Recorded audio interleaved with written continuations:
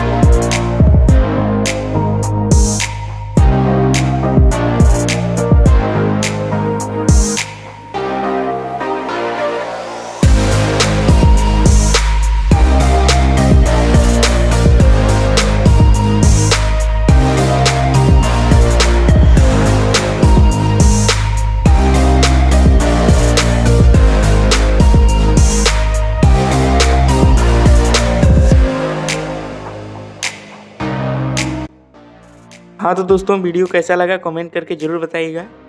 I hope ये problem सीख गए होंगे किस तरीके से सही करना है। वीडियो अच्छा लगा हो तो लाइक कर दीजिएगा। हम मिलते हैं इसकी अगली वीडियो में नई प्रॉब्लम के साथ। हाँ दोस्तों, ये चीज़ बताना ना भूलें, फेस स्कैन वीडियो बनाना है कि नहीं। कमेंट में ज़रूर बताइएगा। हम मिलते हैं इसकी नेक्स्ट वीडियो में नई टॉपिक, नई कमाल धमाल वीडियो के साथ। तब तक के लिए गुड बाय, नमस्कार।